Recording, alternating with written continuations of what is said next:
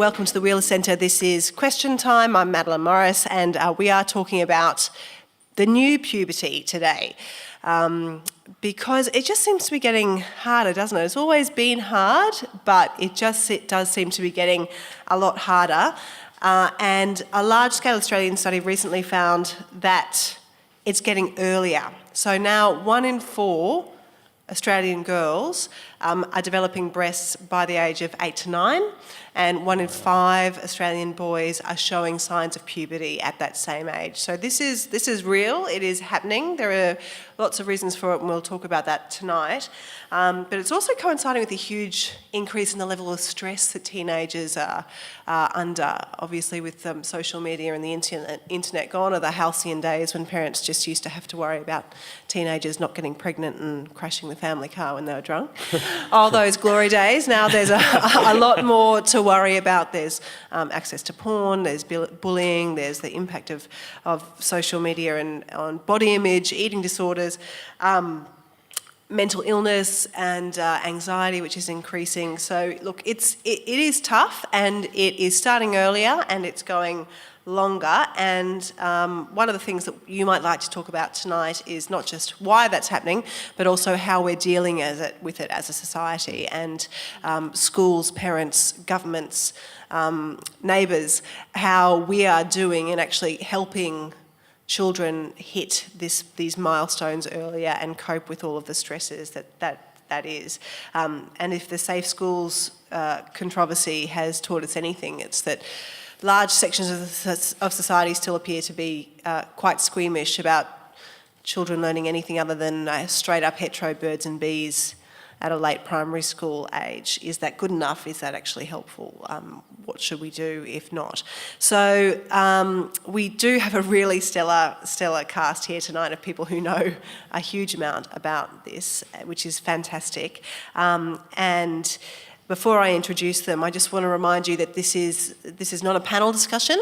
This is not me asking them questions. This is an hour of you guys asking these people who know a huge amount about these issues questions. So it's full Q&A. We've got two roving mics there. It's a bit difficult for me to see with the lights, so they will come to you and they will, unless I say otherwise, they'll pick out the questions, and we'll try and get through as many as we can in the hour.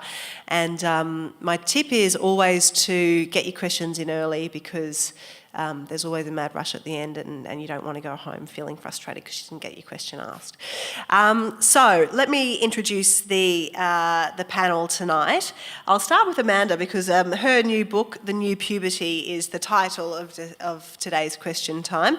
She's the Politics and Society editor for The Conversation, and prior to that she was a reporter and editor with The Age for 16 years. And you are the mother of not a child in puberty. A little girl who's 4 today. 4? Oh, fantastic. Well, thank you for being with us. That's quite a sacrifice. I'll just get you to lift your mic way up, actually. Yeah, that's it. There we go. That's much better, thank you. On to her left is Michael Carr-Gregg, who I'm sure is well known to most of you. He's one of Australia's best known adolescent and child psychologists. He still practices 2 days a week. And his list of academic, media and advisory appointments is far too long for me to list here, so I won't. But it does include being a founder of the National Coalition Against Bullying, Teenage Cancer Charity Canteen, and he is also the author of a number of books, including his most recent one, Prince Buffhead Syndrome, the companion book to Princess Bitchface Syndrome, Beyond Cyberbullying and Surviving Adolescence, not Adolescence, Adolescence, a guide for parents, is just some of his books. And Benjamin Law is a journalist, columnist, screenwriter and author of 4 books, including The Family Law and Geisha, Adventures in the Queer East. And his screen adaptation of The Family Law for SBS is now in its 2nd season. You just announced today it's going to be in a third and final season. He's a prolific tweeter, if you want to laugh on Twitter. Sorry. And he also wrote the September 2017 quarterly essay, Moral Panic 101, about the Safe Schools scandal, which was a really fantastic piece of work. So look, just to get you all started, I think, Amanda, I'll go to you first, because we are talking about the new puberty, and the new puberty is earlier. How early is it? and why is this happening? How this is a real thing. This is definitely happening. It is a real thing, and there's now very good evidence from a number of longitudinal studies, which are obviously the most sort of relevant in this area, from around the world, showing that puberty is starting earlier, and in particular, as you mentioned, young girls seem to be developing breasts earlier than they used to. So the whole of puberty, it's not uncommon any longer for a girl to start to develop breasts in around grade 3 area. And we know from an Australian longitudinal study that by grade 6, more than half the girls have their period. And getting your period is actually a late part of puberty. So by the time that happens, that's really one of the last stages of it. So to start, guess what I say in the book is that to start sex ed in grade 6 is pretty pointless because that train's already left the station some time ago. Do we know why this is happening? We do. Can you give us some historical context as well? Because I thought that was really interesting in your book, talking about it's been an up and down thing, hasn't it? For puberty? So it has sort of risen and fallen with history, and often with the history of work. So around the time of the Industrial Revolution, the age of a girl's first period was around 16 and a half. Now that today has dropped to about 12 and a half. So that's a big drop population-wise of 4 years over 150, 200 years. And there are a few reasons for it. So first of all, a decrease in childhood infection, so a good reason. And probably the biggest contributor is an improvement in nutrition. Now, nutrition improved in the Western world, but we also know that recently it has tipped in the other direction, and we now have an obesity problem. And we know that there is a relationship between body fat and earlier puberty. Right. So often young people who do go through puberty earlier are often bigger and have a bit more body fat than their peers. And that's one reason. Another school of thought, which is a little bit more contested, I guess, is environmental toxins. So the idea that there are toxins in our environment that can mimic the role of estrogen or testosterone or block those hormones. And how much is known about that? There's quite a lot of studies, particularly from the US. Not everyone is in agreement on how much of a role that's playing, but when I was researching my book, I spoke to a lot of paediatric endocrinologists, so hormone specialists, and they were of a mind on this, that because, our lifestyles, our sort of genetic makeup doesn't change that quickly. So it's something environmental and about the way we live that is affecting our bodies. Okay. And Michael, what all of this means is that even though they are looking older, in their mind, they're still younger, aren't they? And what does that mean for children?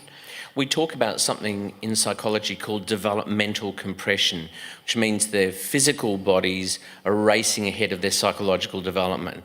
So our 12, when we were 12, is basically their 16. And with social media, that means that they're exposed to a lot more stuff earlier than ever before.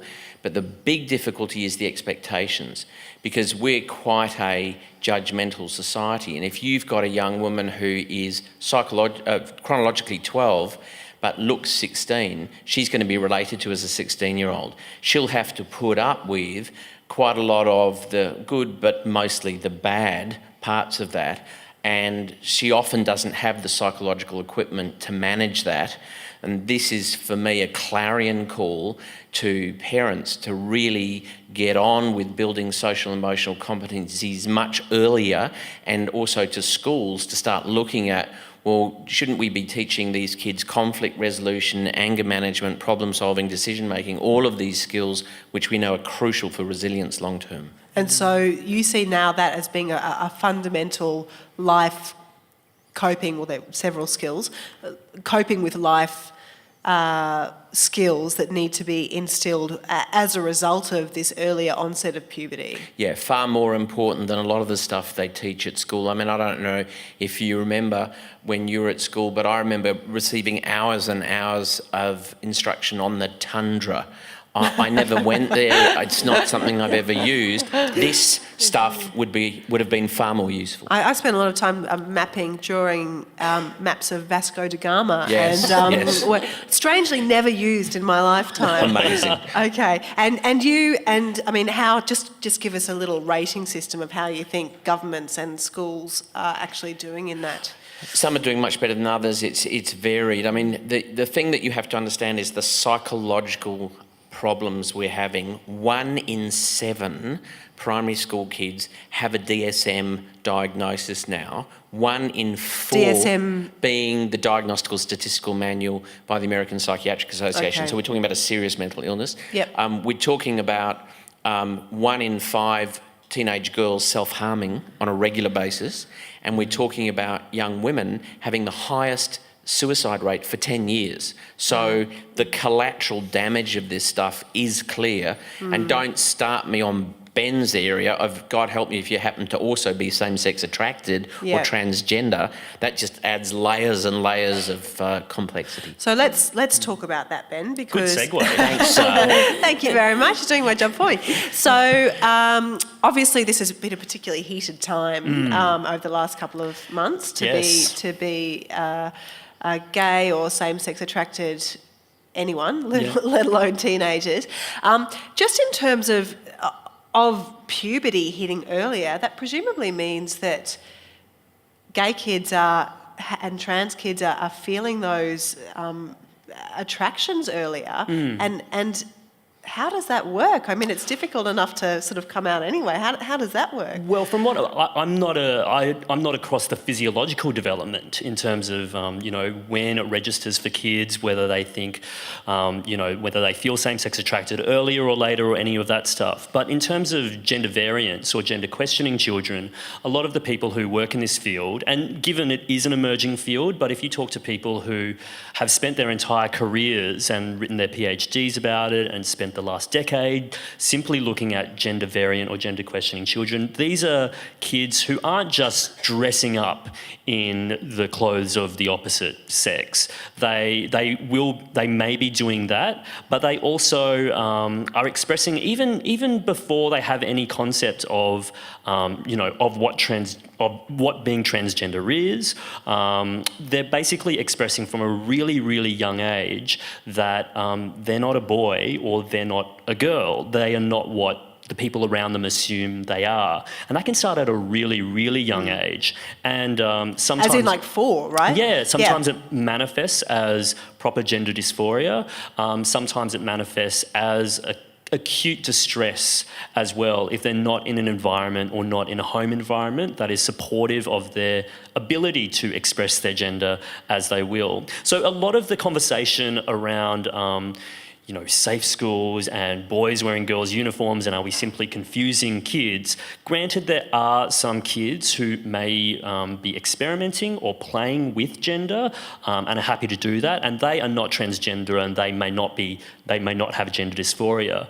But there are kids out there from a really, really young age who are cognizant of the fact that they do not inhabit the body that matches their brain, and it's not something that if you are actually going to support a child who is actually gender dysphoric, it's not something that a parent goes into lightly in terms of those decisions. It's a process of finding out what that child needs as well, and this whole idea that some medical professionals have said, well, my granddaughter at the moment thinks she's a shark and says she's a shark. Should we indulge that? It's not as whimsical and as light as that, to the point where young people start self-harming at a young age if they're in unsupportive environments as well, and to the fact where some people who are actually prepubescent express thoughts of wanting to harm themselves or even take their lives. And do you see that more in gender dysphoric children who may grow up to be transgendered, or just in a wider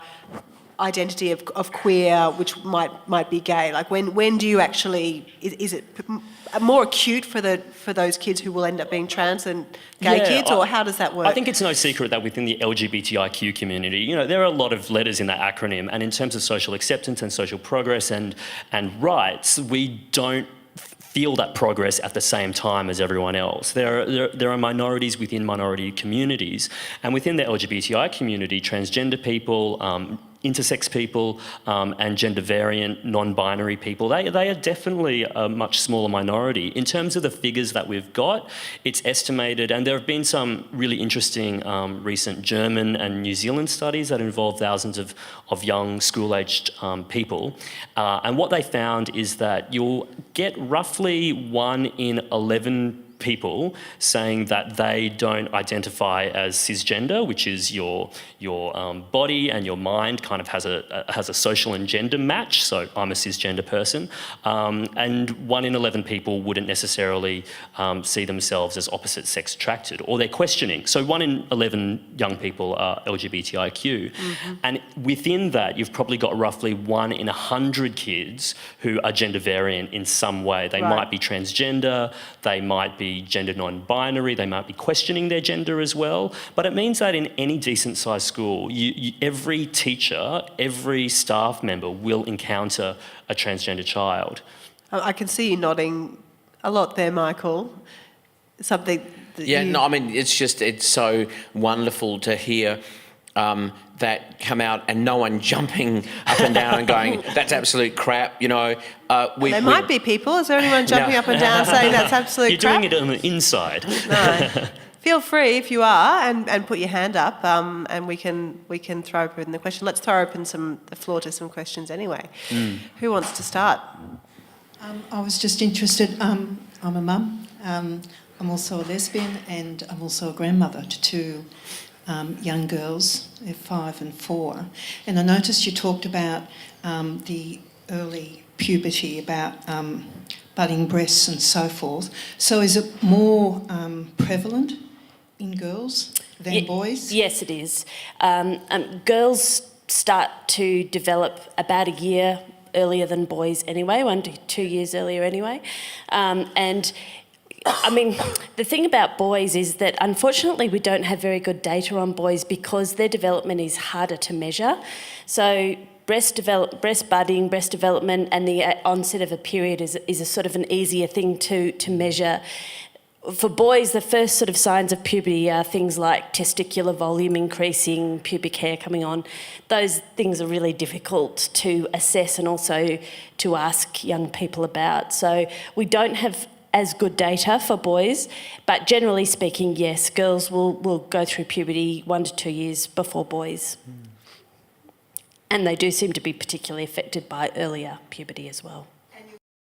You wonder how much the greater society stuff about girls, women, all this stuff that's coming out now, you know, in the States and all over the place about sexual harassment, sexual assault, all of that sort of stuff. You can't go into a shop these days without seeing the pink area and the blue area. And, you know, I don't ever recall that from when my kids were younger. It is becoming more and more and more rather than less and less. Yes, I agree with you. I mean, I can't think of a time when gender has been more aggressively marketed than it is right now.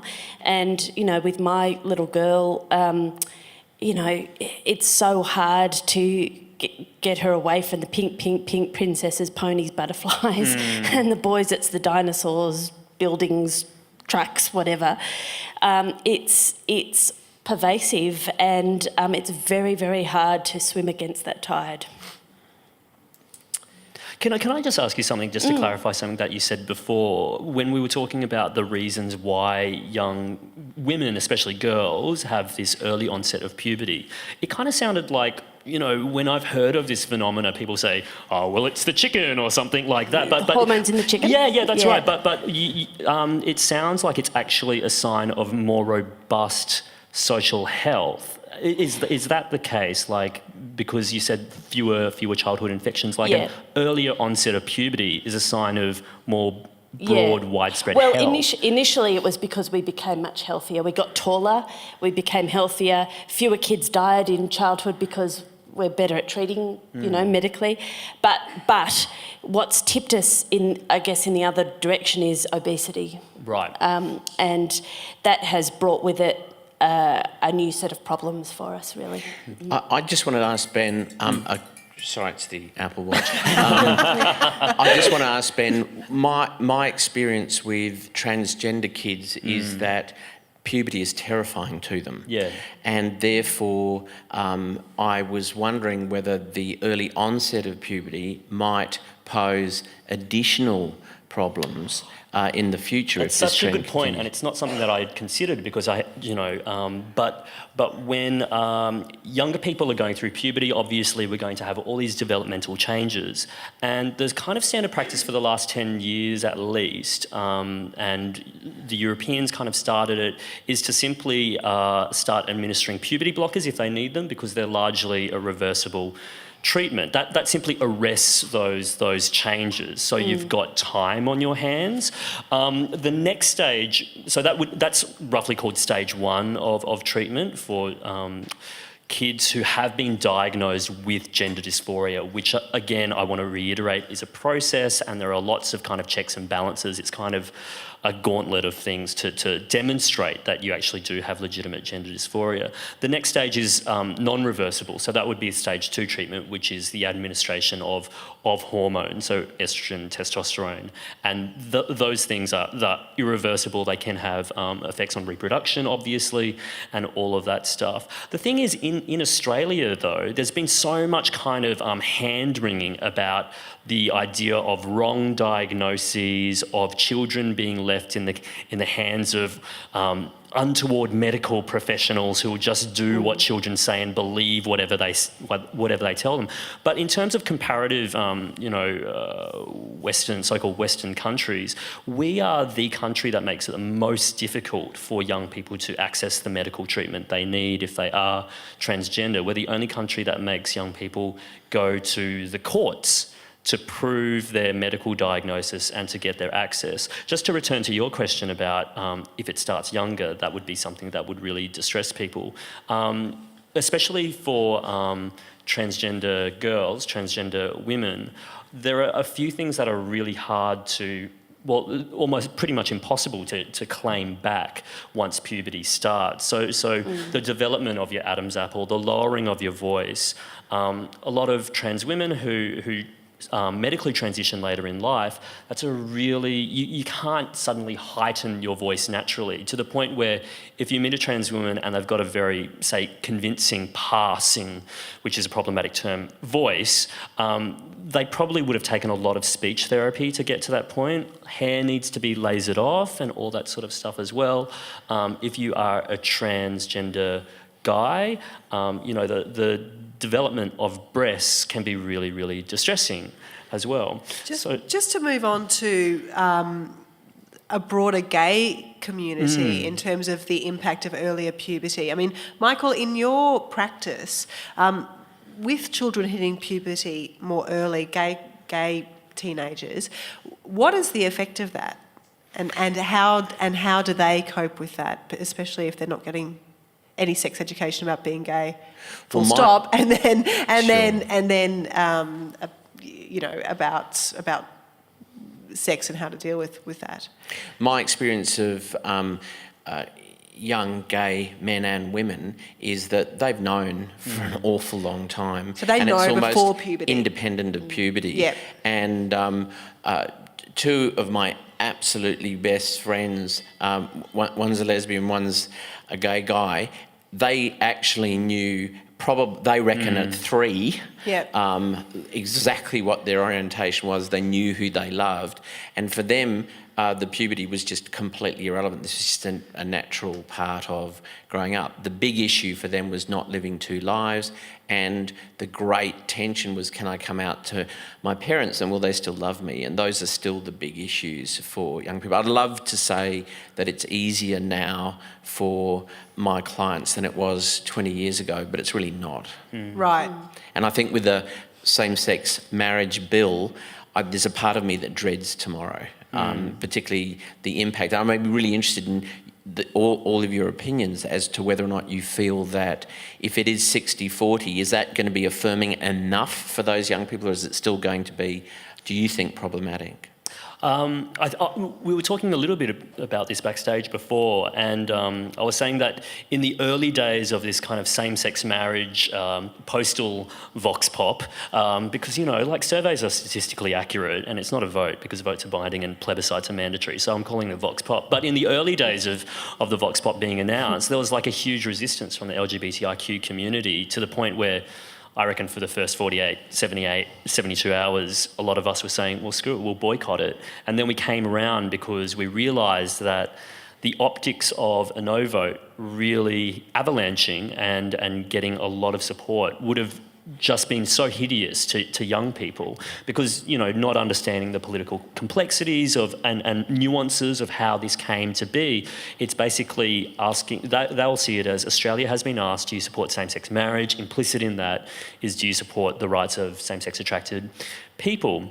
With what's happening tomorrow, I think a lot of people who are looking at the data and crunching it, far more robustly than I've been looking at it, they are anticipating numbers for yes, but lower than 60%, which I don't know, for me, and I think a lot of people, younger and young people, that's still a lot of the community who don't want this at all. I think the no vote has been incredibly effective, and they were galvanised and organised at a much earlier point in all of this than the Yes campaign as well, and they've really weaponised things like safe schools in order to get their message across. Yeah, I don't want to go too much down the whole, because we could do another three question times on that. Yeah.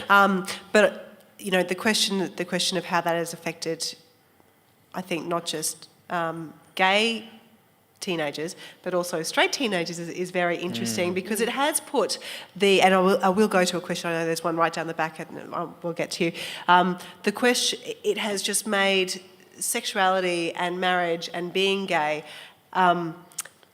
so much at the forefront of our national psyche, hasn't it? And Amanda, I just wonder if you have any thoughts about whether children these days are a lot more savvy as part of their earlier onset of puberty about sex, about marriage, about those sorts of things, whether that naturally comes with it, whether that's a function of education or whether that's a function of biology, and what that means for those children. Well, that's sort of a complex area, to be honest. I think they certainly have access to more adult images and ideas than ever before, much more than when I was a kid. And we know about the internet. We know the kind of that there's some terrific and accurate information on the internet. There's also a lot of hateful rubbish on the internet as well. And young people are often not equipped to be able to tell the difference between the two, and nor are some adults. But also access to pornographic images exactly, as well, right? Exactly. So I think this is what Michael's talking about too. It's that disparity between their physical development and their psychological and emotional development. And I'd like to say that, the great counterweight to that is that we've got a fantastic sex education regime in this country, but we don't. Right. So what has your research shown you about the sex education regime in Australia? Well, it's really ad hoc. So some schools do it terrifically well. Some schools do it, as little of it as they can possibly get away with, and some schools do absolutely none. When do we need to be talking to kids about sex and puberty? Well, look, with everybody, I talk to a lot of teachers, principals, doctors, psychologists for this, and I really believe that middle primary school is the time to start talking to kids. Now, people sort of go, the children are so innocent, let's not rob their innocence. So that'd be like 8 or 9? Yeah. Yep. And it's not about robbing their innocence, which I think is a sort of, to be honest, slightly ridiculous term anyway, but the key to it is age appropriate, okay? So you don't talk to grade 3s about terminating pregnancies or, you talk to them about things they're going to understand, which is how to talk about their bodies, what their bodies do, how their bodies are going to change in the years ahead of them or might already be starting to change, or their friends' bodies might be starting to change. So you normalise all of that and make it less kind of embarrassing and unfortunately, it's been a secretive kind of thing in our culture and secrecy too often slides into shame really easily, I think. Okay, let's get the questions. Sorry, my question might be a little bit circular. I was thinking about something earlier. I worked for a long time, for about 7 years in a safe school, and whilst it was implicit that all students were supported, whatever sexual identity they had, it was never a program that people were being, drilled with or exposed to or infected with or anything like that. Then I went to work in a significantly more upwardly mobile private school, and whilst the staff were all incredibly supportive of students, their orientation, what they might be going through, and they're right across that, parents are not. And there are parents who are anti-safe schools within that community, very, very much so. What about the parents in the first school? Oh, no, the parents of the first school. I don't want to say the school, but it was just the best. I've worked in 2 of the best high schools in Melbourne for that, for that kind of support and that kind of transparency. So I'll let you finish your question, but just to be clear, so you're saying that in the less upwardly mobile school, the parents I'm saying in the government schools where they were safe schools and Yep. they were out as safe schools. Yep. The programs were effective, they were supportive, they weren't hoo-ha, rah-rah about it. It just existed, and everybody knew what to do if there was a child who was distressed or needed counselling or needed referral to the youth counsellors, etc., etc. And the parents were better. Completely. Right. Completely. But you had a lot of same-sex couples with children enrolled at the school and so on. Not all of them. And there was some resistance from older students going back into the 90s who were, whose friends were graduating and so on. But my point and my question is, with all of this developmental changes coming on earlier, how do we support students not only with their sexual identity, but just how to navigate what Michael was talking about with the 12-year-old girl who's physically seen as a 16-year-old because she sends a photo of herself, of her breasts to a boy, and then suddenly ends up in the principal's office and is shamed and put on detention for 4 days. I mean, I'm not saying that there don't have to be any laws. Cyber safety was very, very strong when I started teaching, but I just think there's just a real kind of disconnect between that and the things that you're all talking about. Michael, did you? Yeah, look, I think we have a real punitive fetish in some schools where punishment is the sort of default position, whereas what's lacking is a developmental perspective.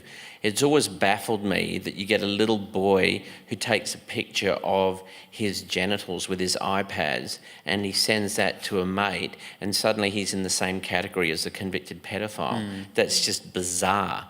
Happily, we have had more changes in Victoria, not in the other states, to kind of decriminalise that and have more of a developmental perspective because our parliament had an inquiry into that. But we've still got a long way to go. What's missing is, sadly, the parent piece. The lead sex educator in Australia today is online pornography. Susan McLean's book, Sex, Texts and Selfies, says the average age at which these kids see this stuff is 11, and it's usually violent. It's got nothing to do with intimacy, love or consent, and it's profoundly worrying to me as I enter the autumn of my career that nobody seems to be doing very much about it. Because whose job is that? I think a joint parent school government initiative is needed to address this issue. It's a brilliant resource called itstimewetalk.com by Marie Crabb, but she's got absolutely no government support for that at all, and she needs it.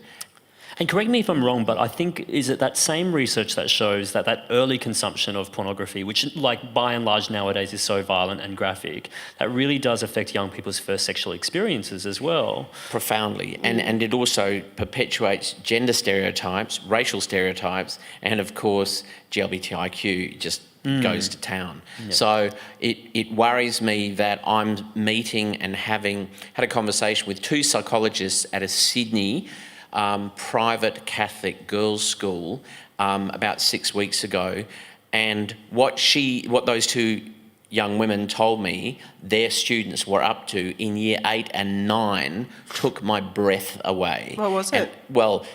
Constant oral sex to a guy, no reciprocity at all, and then basically being discarded, and that was okay with those girls. Oh my God. And you kind of think, well, Jermaine, where were you? It's like the whole generation has skipped that stuff.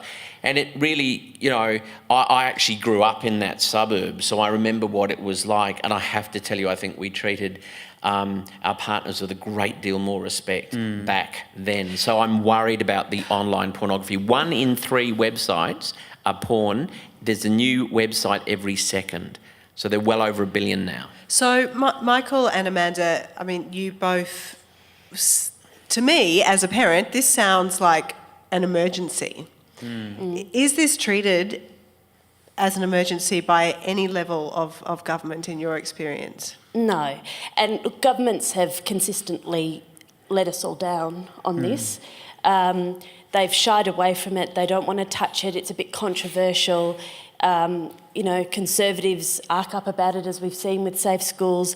Parents get anxious about it, often because they don't really know what it is that's being proposed.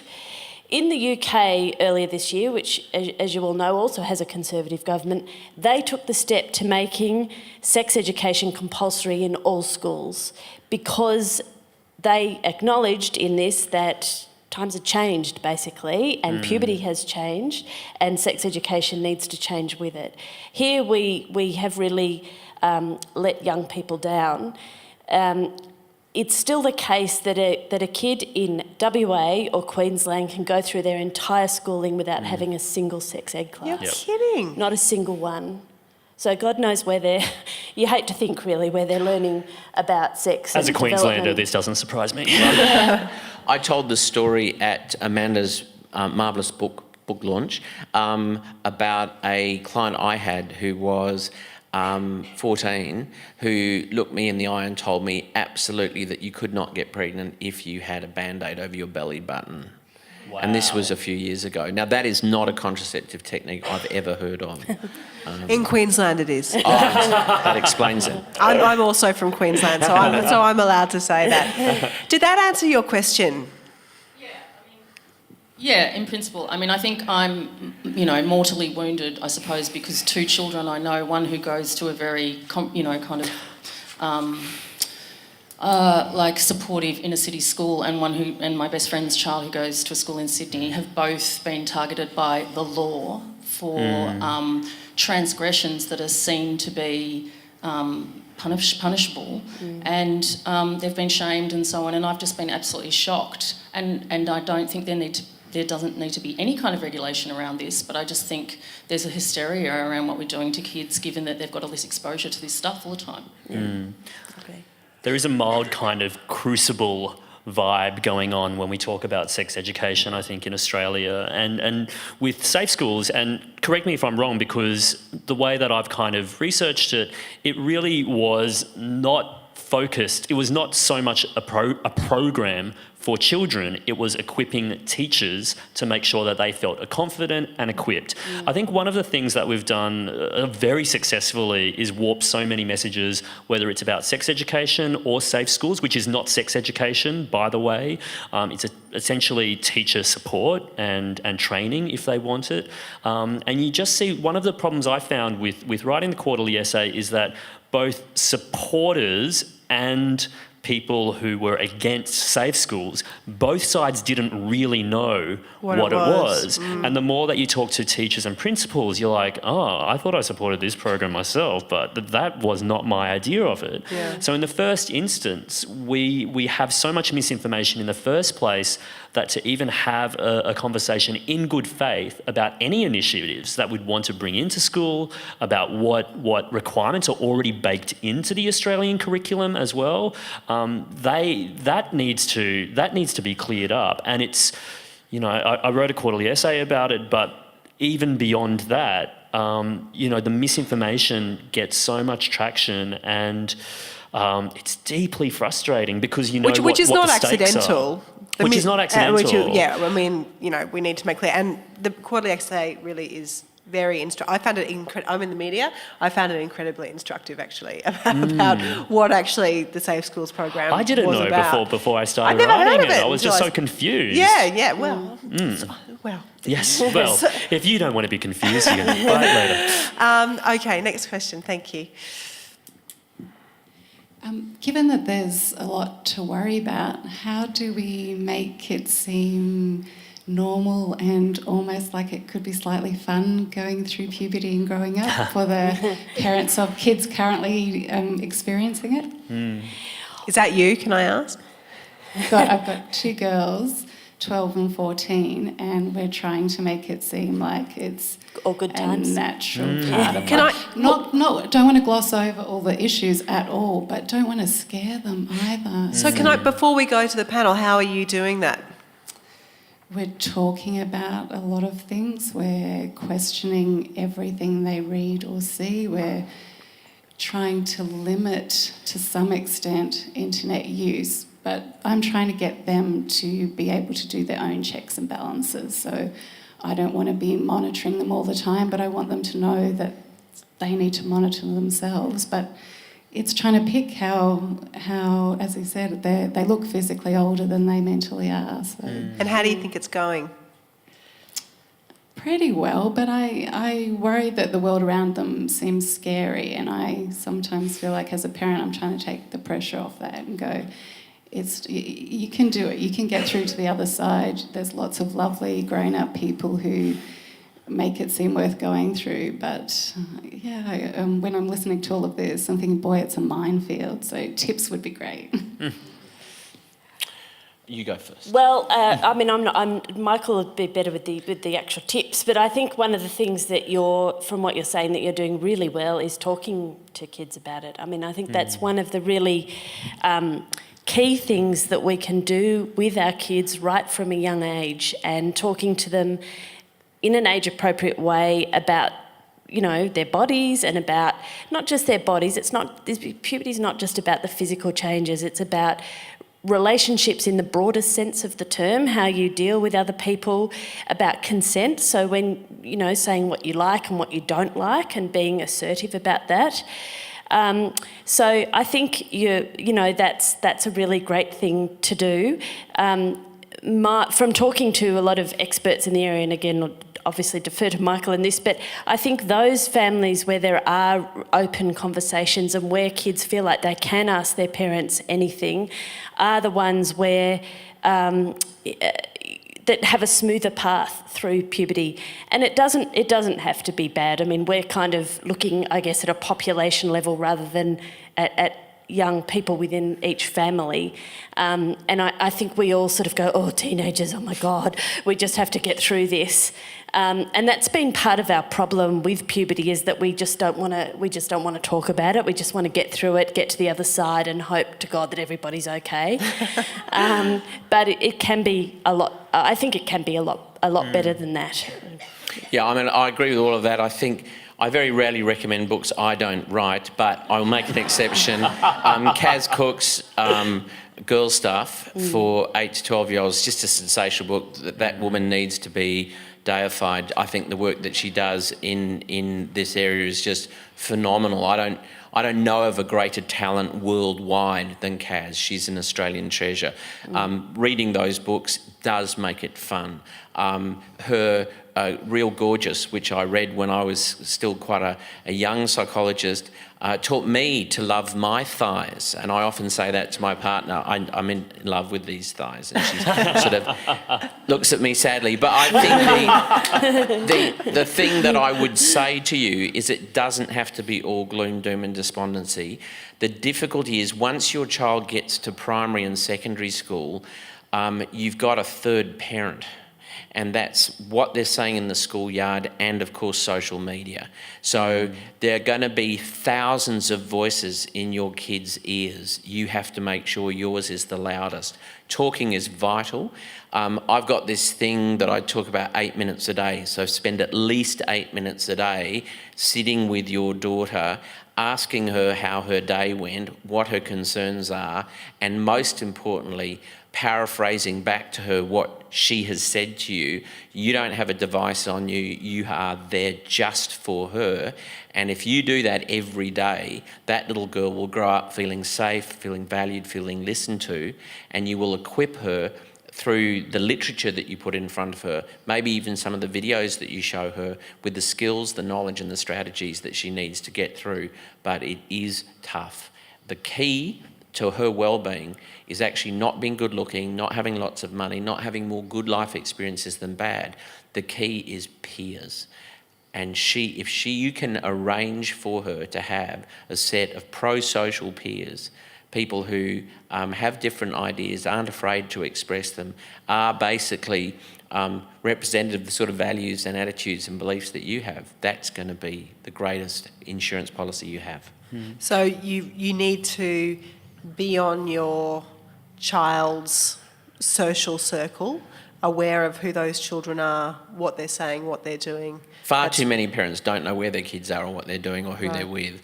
And John Rogerson, who's the retiring chief of the Australian Drug Foundation, very old friend of mine, said, you know, Michael, when you go and talk to parents, just make sure they understand the greatest risk factor for their kids ending up using ice and other illicit drugs is hanging out with other kids who use ice, which is from the University of the Bleeding Obvious. But I think knowing what your kids are doing and trying in that time before the neurological veil is lifted at 14 and they look at you, as your daughters will one day, through adult eyes, and they'll say, oh my God, look what I've got for a mother.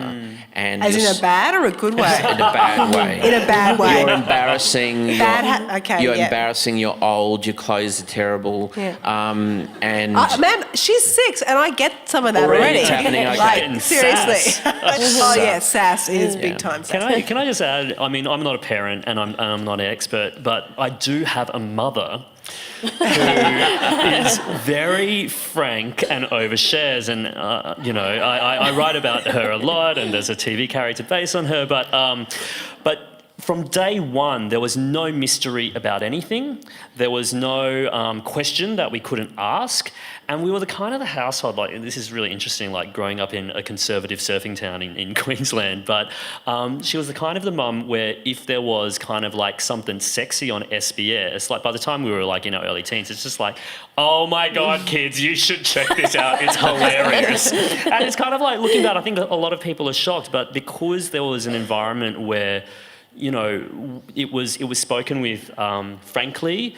It was kind of funny as well. We could ask anything we wanted. It was interesting that I look back and realise that my 4 siblings and I were probably really equipped in the schoolyard. Like, a lot of our peers came to us about, you know, experiences that we didn't even have at that moment, but because our mum and us had talked about it, or because we'd had that conversation already, I mean, we were so deeply embarrassed as teenagers, as all teenagers are, of their oversharing parents. But, you know, she helped craft the adult you see today, for better or for worse. I'm sure the Herald Sun would say for much worse. But it was a real gift in retrospect, having someone who was that. And she completely compensated for what I now realise was a complete paucity of relevant sex education from my school. Like, they took us aside, boys and girls, and was so heavily euphemised within the realm of cricket for the boys, and I didn't play or understand cricket. I had no idea what they were talking about. What did they say? Well, when they were, like they said something like, well, it's a team sport. I'm like, what does that mean? You got to look out for your mates. What does that mean? Like, now I think back on it, I'm just like, what were they trying to convey? Orgies. They were trying to get you all to have orgies. Sport-themed orgies. I got plumbing and diseases. That's what I got.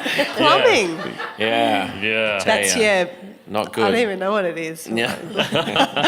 Your plunger. Okay, so talk to your kids, basically. And that experience you've talked about is just actually quite interesting, because my mother was French, my father was English. I remember distinctly sitting in Westminster in London, which is where we had our home, and I looked up at her one day and I said, "Where do babies come from?" And she whipped out a book which it had waiting there for me, threw it open. I spent the rest of the day drawing and cutting out, you know, vaginas and sperms and stuff. And I remember watching my father cringing in the corner So as a perfect. sort of Englishman going, "Oh my God, we can't talk about this." But then it was amazing to me how, like you, my peers knew nothing. And, you know, I'd love to say that that's changed. I really don't think it has. So I do think it's a public health emergency, the whole sex education stuff. Interestingly, England not only have mandatory sex education in primary schools now, but Ofsted insist on mandatory cyber safety education as well. And I've been pleading with state and federal governments for years. I don't know how many more kids have to sort of go completely off the rails till it happens, but it's an emergency. Can I just add something there too? When I think We've only got 10 minutes left, Amanda, so I'll get you to be super I'll be super fast if you quick. can. So one of the things that came up was when I was researching the book was how difficult parents find it to have this discussion. So one of the things I reckon really helps people is if you actually brush up on the research yourself before you talk to kids, because a lot of us didn't learn it in the first place. We're not familiar with it. We're slightly uncomfortable about it. So Okay. do your homework. Okay, yes, please. Slightly, sorry, excuse me. Slightly unique question. Could anyone point me in a direction? I've got a granddaughter who is 9, and everything you've discussed, spot on with her development. Full spastic quadriplegia, intellectual development, about 3.5 years delayed. So the conversation, massively difficult, and I'm here representing the family. We are looking for somewhere to go to help the conversation with her. So you're saying she is physically aged 9, but her mental development is approximately... Okay. If I were you, I would look up that website that I talked about, itstimwetalk.com.au, and get the email of Marie Crabb, send her a message, because I know she's got all the resources. It's the most underdeveloped area. It's not interesting to the broader research community, which I think is appalling. It's a huge issue which needs to be addressed. And it's not just there, it's also cyber safety, because many of those kids are mucking around online. So we've got to educate them. So talk to Marie Crabb, itstimwetalk.com.au. Hi. One of the things that hasn't come up is, I think, the general societal attitude towards teenagers. We just don't like teenagers. We're scared of them. We don't want to talk to them. We don't provide public spaces for them, but they annoy us when we trip over them in Melbourne Central. I mean, one of the things that fascinated me about your book, Ben, was you said after all the controversy around safe schools, not one person had spoken to a young person about the Complete program. disregard. Well, no, that was the Australian. The Australian in particular didn't speak to a young person or any of the News Corp newspapers. Yeah, I'm just wondering what we can do to raise the profile and to encourage people to actually talk to young people. And I wrote a column about this recently where I was just like, it's not the teenagers that are the problem, it's the adults. Adults suck. It's the emergency we're talking about only exists because of the political incapacity of adults. I mean, doing my research for the quarterly essay, hanging out with the youth again, because I've got a lot of babies in my life, and then I hang out with adults, so I don't really get that much contact with teenagers at the moment because of where I'm at in age. So hanging out with teenagers again was really wonderful, and they were so impressive, like how smart they were, how it really gave me hope for the future. They actually cared about stuff way more than a lot of the adults I knew as well, and I just felt like people who don't like teenagers don't spend enough time with them. We need a teenagers' union. Yes, absolutely. To change the images of teenagers. I want to lower the voting age. I want them to start their own political parties, and I want to vote for them. How do we do that? How do we change how we as a society view and talk about teenagers? It seems like a pretty big deal. I actually talk about this a lot, and I've got an article which I often put up as a PowerPoint slide from your paper, and it's entitled The Acne Army. And it talks about bad behaviour in Bay 13 at the Melbourne Cricket Ground. And this journalist from your newspaper simply blamed it all on teenagers. And I thought that was really emblematic of exactly what the media do. I think there's been historically an intolerance of young people. I think they've been the subject of moral panics, if I might use that term. And it was quite funny, I found something. In 1839, there was a moral panic in Britain about this disgusting new habit that young women were having of novel reading, which was clearly going to, Degenerates, obviously. Absolutely. Yeah. And if you go through history, there's been a moral panic about virtually every single thing that young people do.